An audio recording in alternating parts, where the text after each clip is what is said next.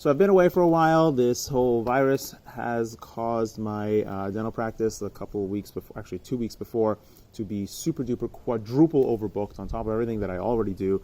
And so it's been really hard. And even a couple of days into the quarantine, I was still seeing a number of emergency patients.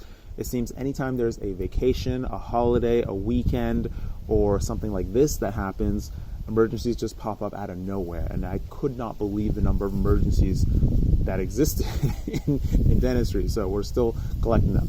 Anyways, I'm going to talk about the frame in a minute, which is kind of interesting. I have a lot to say about that and just general frames in general.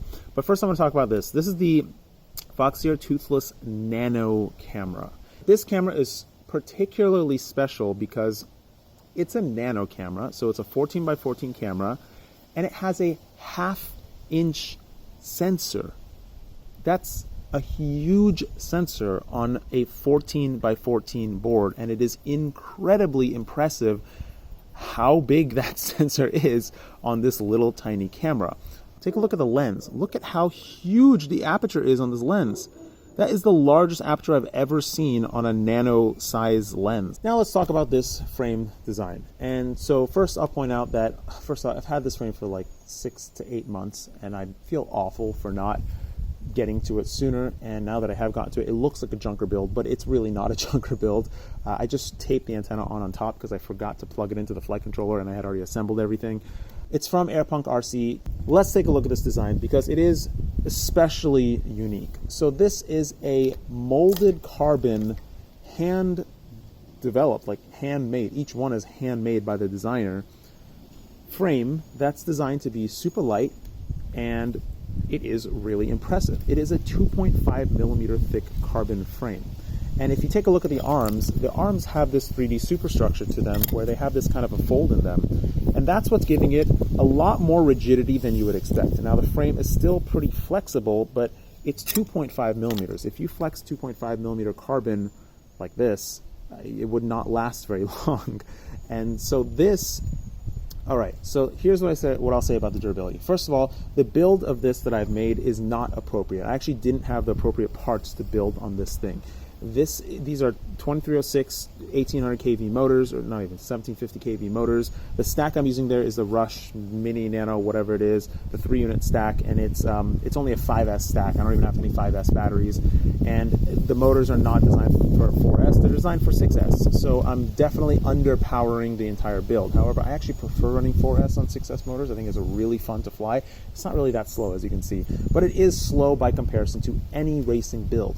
What you should put on this frame is no more than maybe 2205 or 2305 motors. Actually, 2205 is what I recommend with very lightweight props like this. The Gemtan 51433 is the only thing I would recommend for this particular design.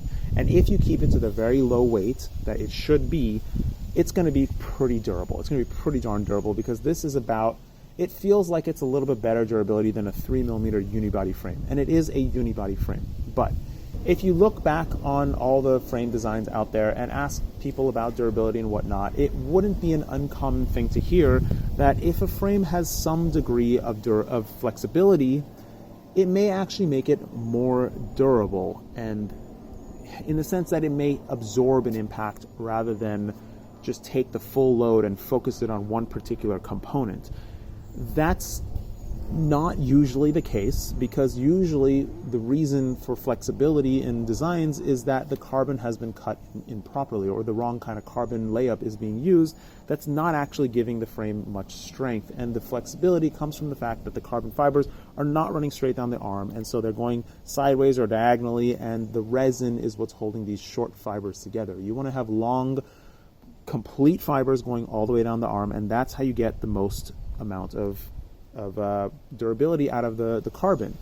This design, if you look at the arm, it looks like it hasn't been properly laid up, but the designer himself is doing the layup on his own, like hand doing the layup. So he has told me that he has optimized this frame for durability across the whole thing, and just so that it can be as durable as it could possibly be with such a low weight and 2.5 millimeter thickness of carbon. So in this particular instance, I would say that that notion of having some degree of flexibility could actually help with the durability of the design. Now again, The way I have built it here is way overweight, way overdone. It should not have such massive motors on it. It should have 2205 motors on it.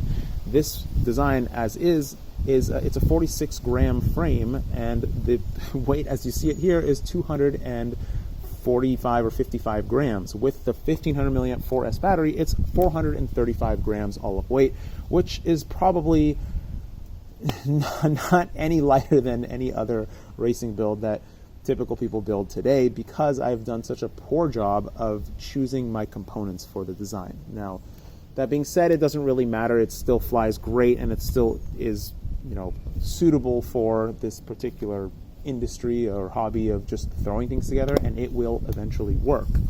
I'm not qualified to really discuss racing frames anymore. I'm definitely not a top racer in any regard, but I do understand how these things fly and how to at least make an attempt to improve the flight performance on these things. And rigidity has been the direction that the majority of designers that are still trying to, squeeze performance out of designs have been moving towards. And so here's my design that will be coming out at some point, that I've shown in the past.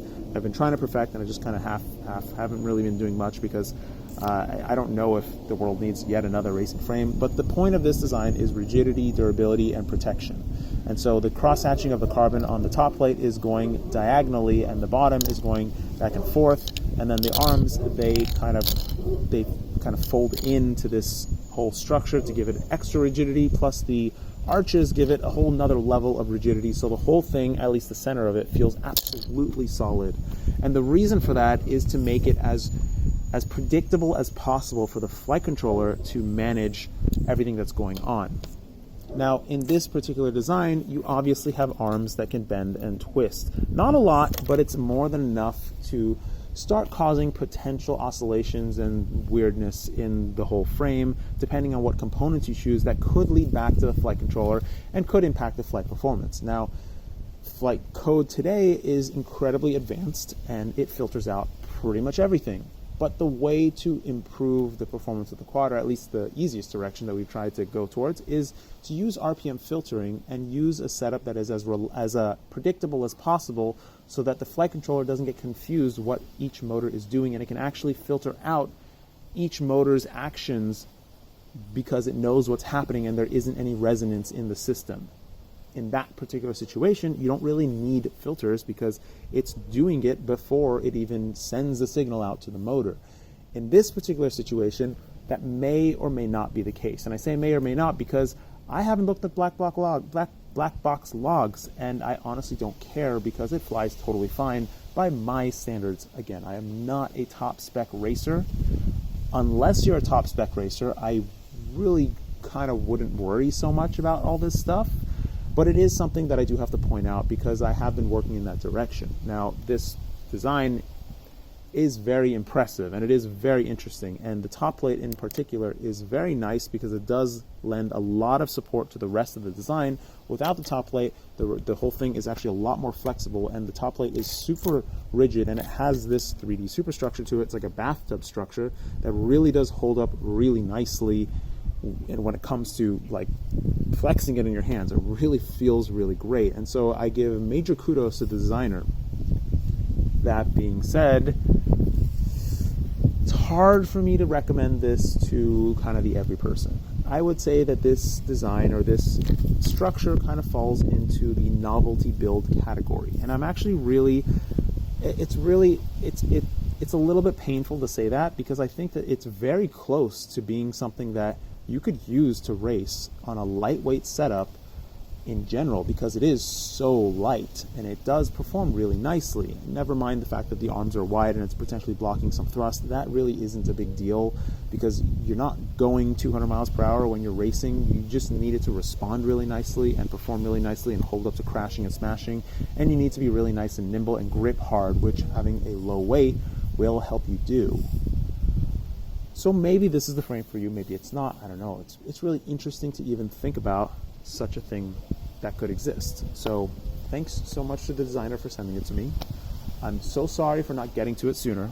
I'm actually going to talk to him and ask him what he wants me to do with it, And if he allows, I will just send this whole thing out to somebody, except that I'm going to take my camera and my receiver out of it. Yeah, I'll even leave the motors on there. Thank you. It would go out to one of my Patreons if it is going out to somebody, so that's where I'm sending all the stuff that I get now is to one of my Patreons. Brush your teeth, floss your teeth, and please be safe, and take care. Bye-bye.